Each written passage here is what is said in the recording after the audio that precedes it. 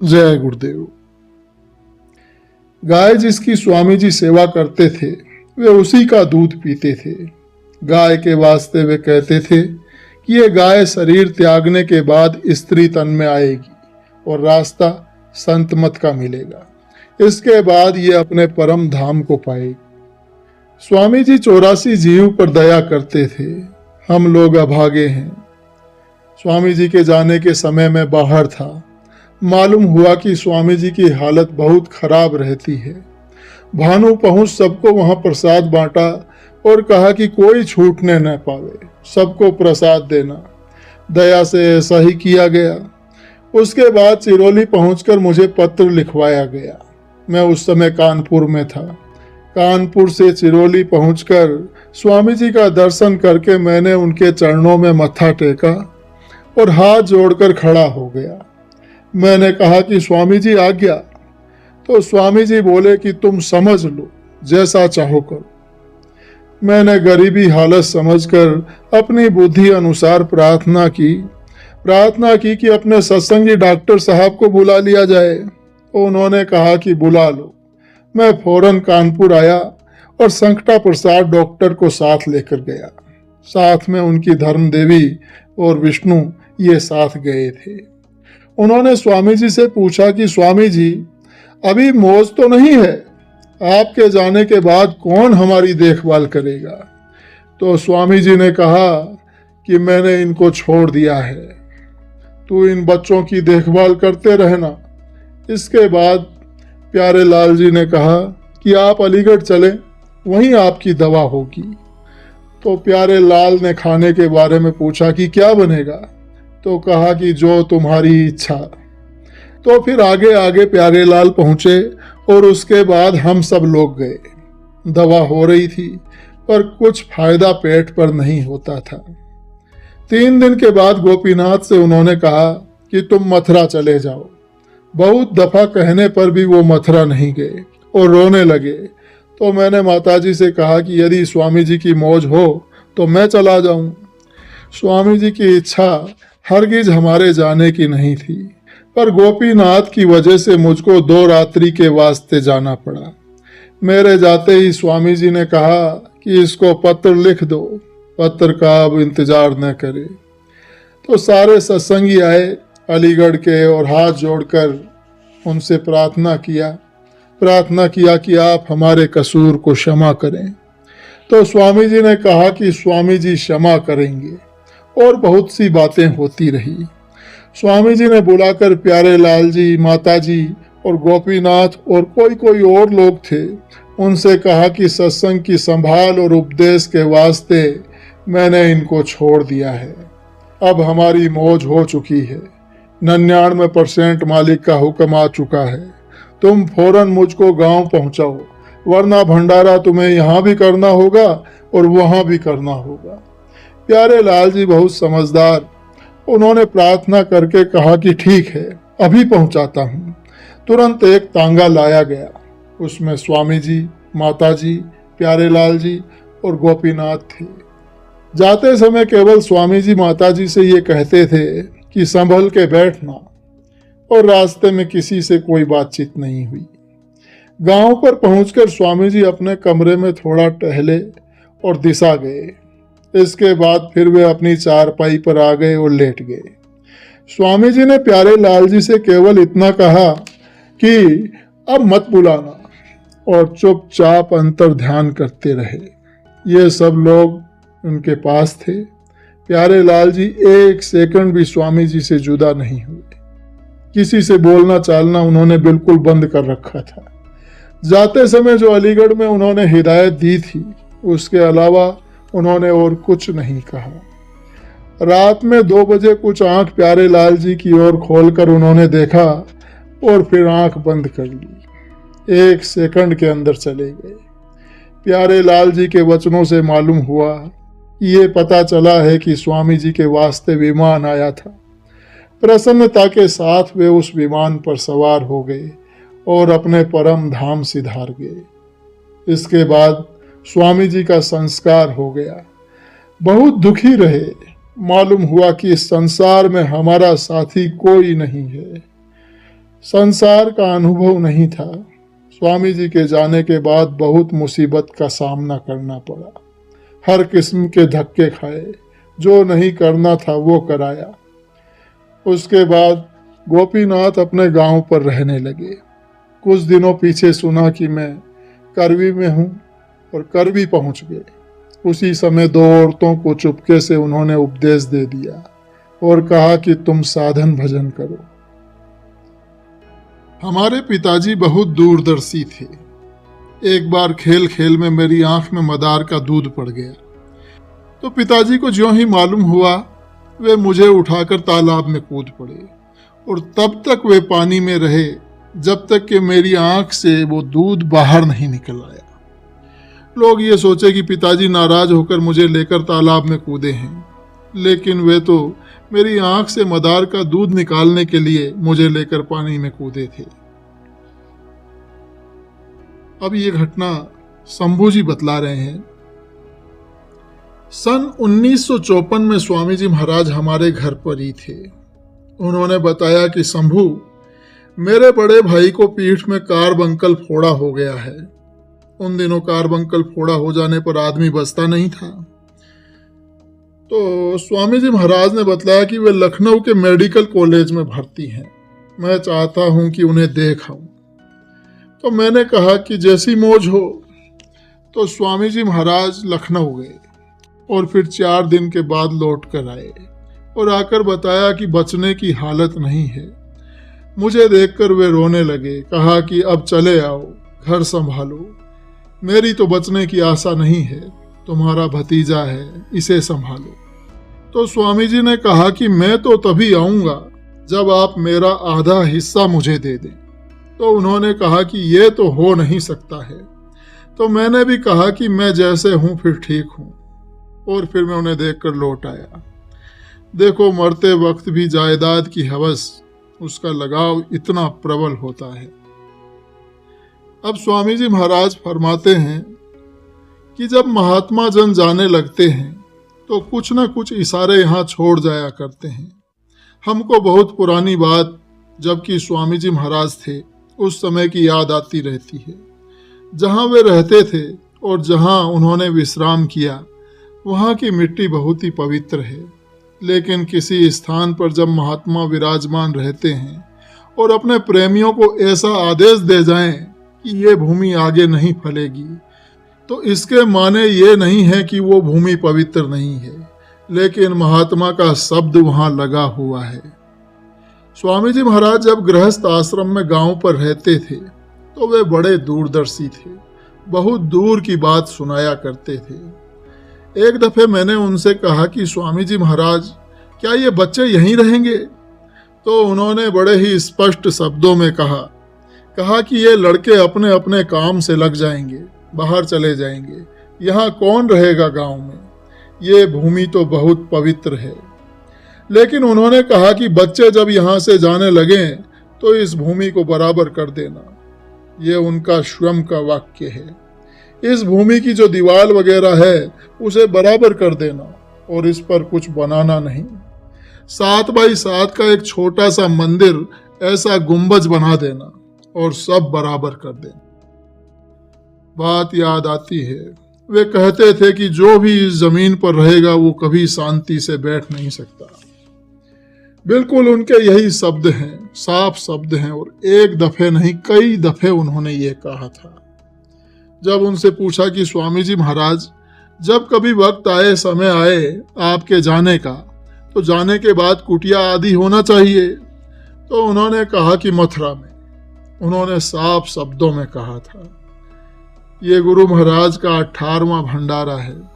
उन्होंने 18 वर्ष पहले ये कहा था कि आगे सत्संग इतना बढ़ेगा कि तुम संभाल नहीं सकते। ये बिल्कुल उनके वाक्य हैं। मैंने केवल उनके वाक्यों को दोहराया है। उन्होंने साफ कहा कि तुम संभाल नहीं सकते।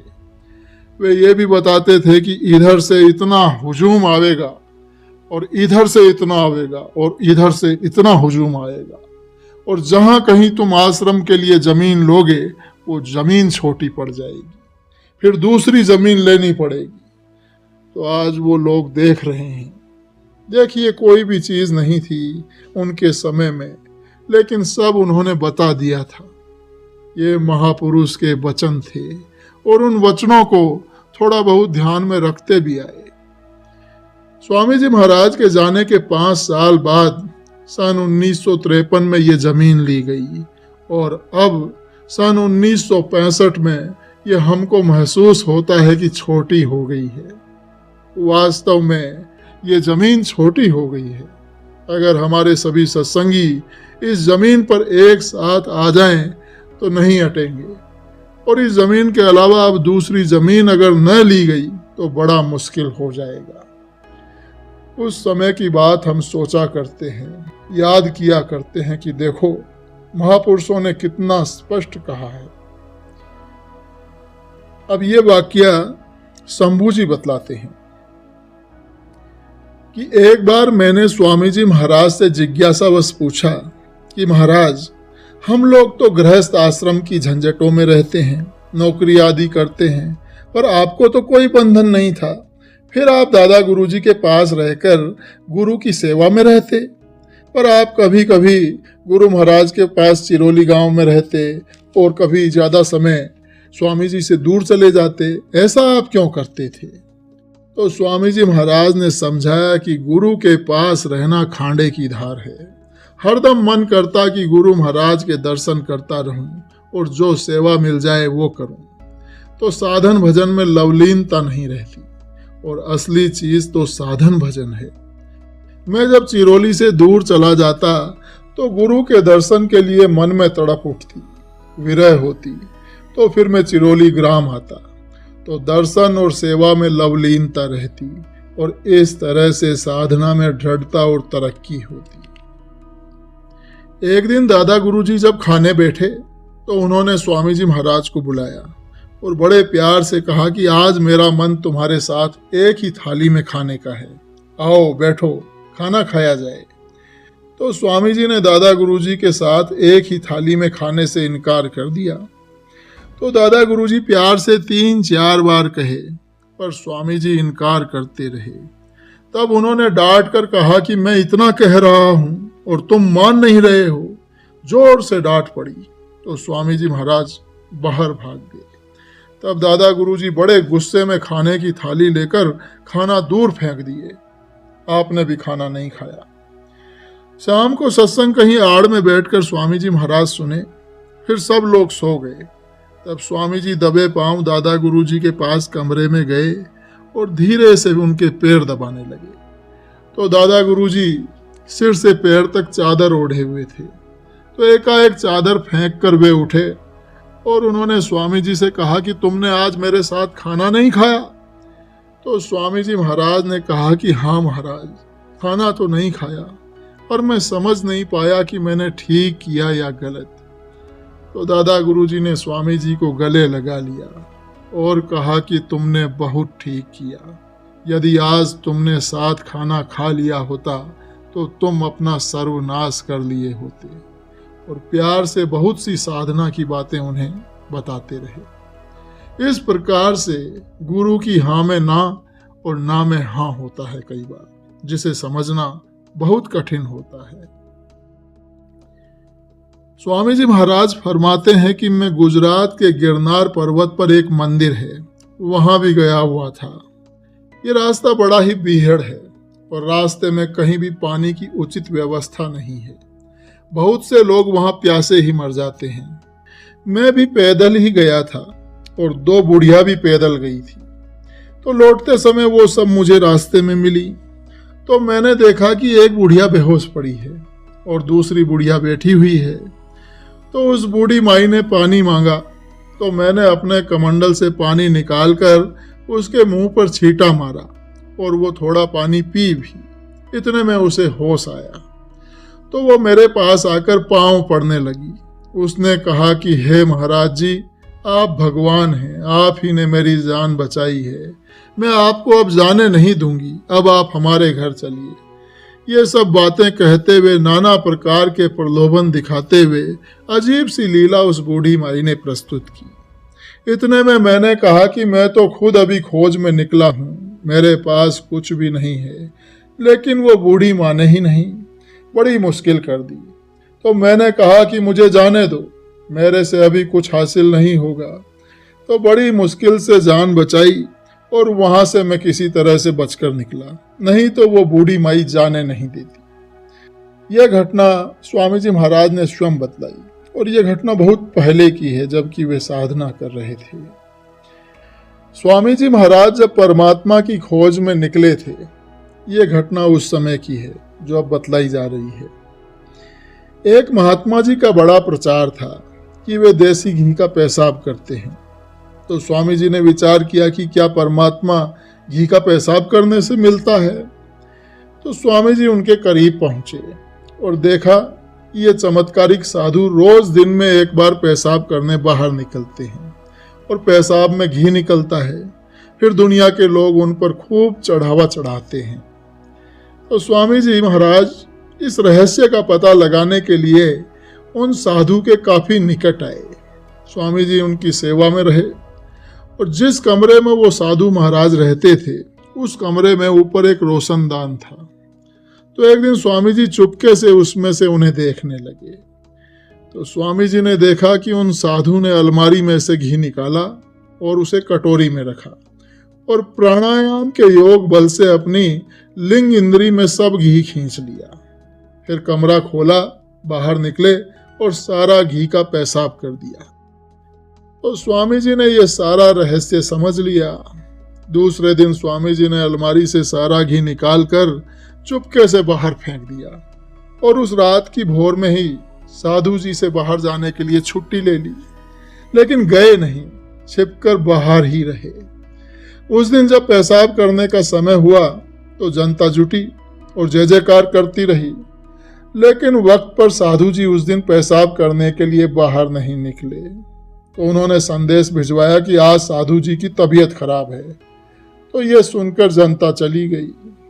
तो स्वामी जी ने समझ लिया कि आज तो घी है ही नहीं, तो पेशाब कहाँ से करते। तो वास्तव में इस तरह के लोग ढोंग करते हैं। ये वास्तव में चमत्कार नहीं है, ये परमात्मा को पाने का रास्ता ही नहीं है। हमें होशियार रहना चाहिए। फिर स्वामी जी महाराज अपनी खोज में आगे निकल गए। एक दिन स्वामी जी महाराज ने बताया कि चलो थोड़ा सा मालिश हो जाए, और इसके बाद मालिश के लिए स्वामी जी कमरे में चले गए।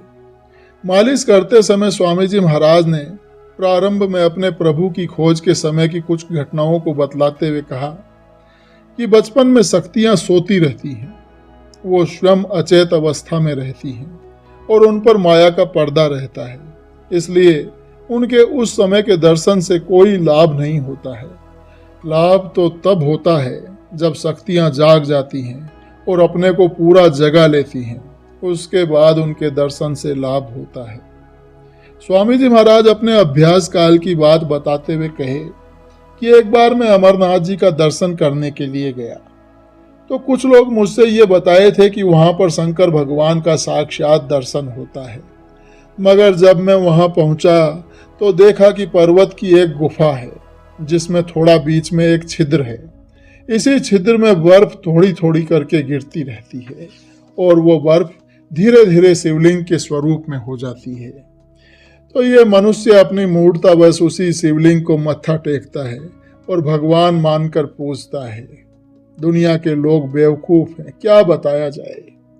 जहां परमात्मा मिलता है उसको तो लोग ढोंग समझते हैं, और जो वास्तव में ढोंग है उसे ही भगवान मानकर नाना प्रकार की यातनाएं सहते हैं। ये भोले भाले जीव संसार जाल में इतने फंस जाते हैं कि क्या वास्तविक है क्या अवास्तविक है उसका भी पता उन्हें कहाँ चलता है। अमरनाथ का दर्शन कर जब मैं वापस लौट रहा था तो देखा कि 4 बाबा लोग एक टीले पर खूब चरस पी रहे थे। तो एक ने मुझे बुलाया और कहा कि आओ ले लो। और मैंने कहा कि मैं तो ये सब पीता नहीं हूँ। तो इतने में देखा कि एक बाबा ने इतनी तेजी से चिलम का कस खींचा कि उसके साथ ही साथ उसकी दम भी निकल गई। तो मैंने उन लोगों से कहा कि ये देखो, आप लोग अभी होड़ में लगे हो और ये बाबा जी ठंडे हो गए। ये देखकर वो सब लोग हक्का बक्का हो गए और फिर मैं भी चल दिया। बताओ उसकी क्या दशा होगी। परम पूज्य बाबा जय गुरुदेव जी महाराज ने मीसा में जेल में बंद 21 महीने की जेल की करुण कहानी सुनाते हुए फरमाया, कहा कि मुझे 29 जून सन 1975 को मथुरा आश्रम से पकड़ा और सेंट्रल जेल आगरा भेज दिया। मुझे 6 बाई 12 फुट की कोठरी में बंद कर दिया गया। 20-20 घंटे तक कोठरी में अकेले में ताला लगाकर हमें तन्हाई में बंद रखते थे। पहले 2 महीने तक तो साबुन तेल कुछ भी नहीं दिया। रोटी कच्ची और दाल अधपकी वो हमें देते थे। जब ऐतराज किया कि मुझे तो राजनीतिक में बंद किया है, तो फिर 75 दिन बाद बाहर निकाला। बीमार होने पर दवाई भी नहीं देते थे। लोग संघर्ष करते थे। जेल में हर मर्ज की दवा में नोवलजीन, टेट्रासाइक्लिन आदि 2-3 दवा की गोलियां बस यही दिया करते थे। 9 अक्टूबर सन 1976 को आगरे की जेल टूट रही थी तो मुझे बरेली जेल भेज दिया गया। 19 अक्टूबर सन 1976 को जेल अधीक्षक ने अपने दफ्तर में मुझे बुलाया। मेरा वजन लिया गया। उस दिन मेरे साथ कुछ और लोग भी थे, इसलिए कह न सका, लेकिन 28 अक्टूबर को फिर बुलाया गया और कहा कि मुख्यमंत्री का आदेश आया है कि आपको डंडा बेड़ी डाल दी जाए और फिर अकेले कोठरी में बंद करके तन्हाई दे दी जाए। मैंने कहा कि मैंने तो जेल के किसी भी नियम का उल्लंघन नहीं किया है, फिर क्या कारण है। तो इस पर जेलर ने कहा कि बाबा जी, मेरे पास तो इसका कोई कारण नहीं है, लेकिन मैं तो सरकारी नौकर हूं। फिर बेड़ी डंडा डाल दिया गया और मुझे एकांत कोठरी में बंद कर दिया गया।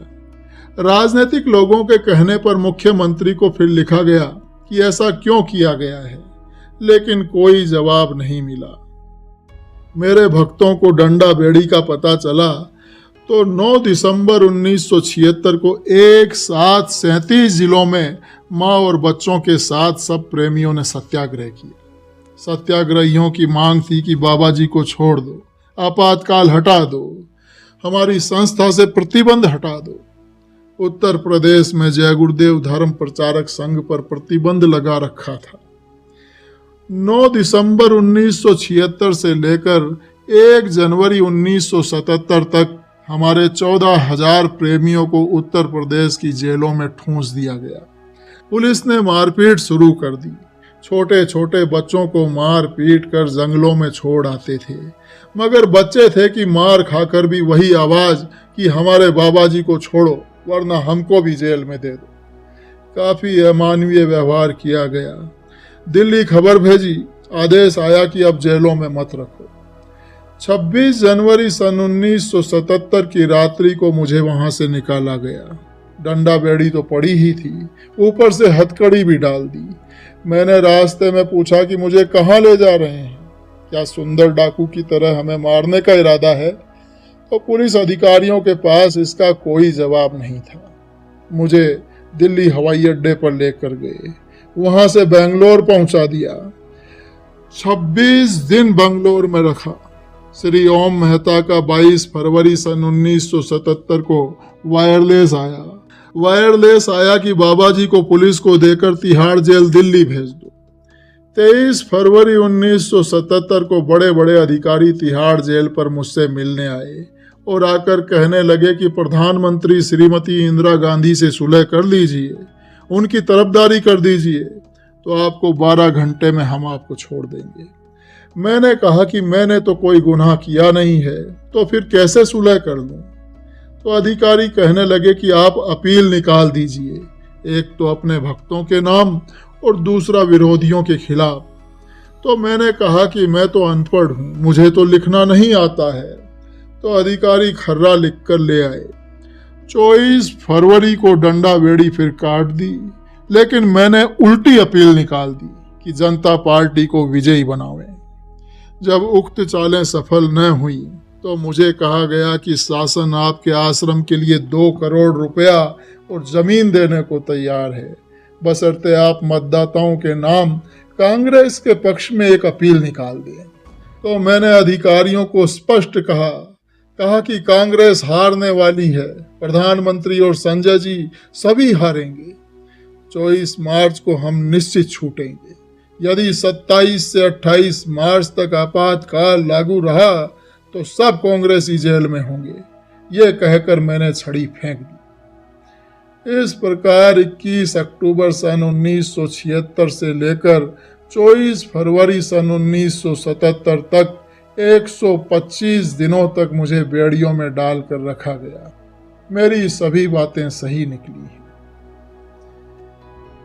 एक बार स्वामी जी महाराज बड़ी मौज में थे। चर्चा इमरजेंसी की चल रही थी तो स्वामी जी महाराज ने सुनाया, कहा कि जेल के अंदर हत्या का अभियोग लगाकर मुझे फांसी देने की योजना बनाई गई थी। मुझे मेरे बैरक से लेकर आया गया, जहां पर जेल के 2 अधिकारी पहले से ही मौजूद थे। एक जज थे और एक गवाह खड़ा था। जेल के अंदर ही अंदर ये सारी व्यवस्था की गई थी। जेल के सारे कर्मचारियों को उस दिन छुट्टी कर दी गई थी।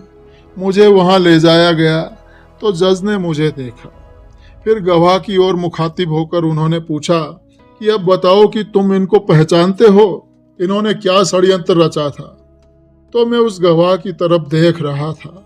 उसने मेरी तरफ देखा और एकदम से बोल पड़ा कि मैं तो इन्हें जानता तक नहीं हूं, पहले इन्हें कभी देखा भी नहीं है। और फिर गवाही खत्म हो गई। जज ने कहा कि फैसला ही फिर किस बात का है। ये कहकर जज भी उठ गया। जय गुरुदेव।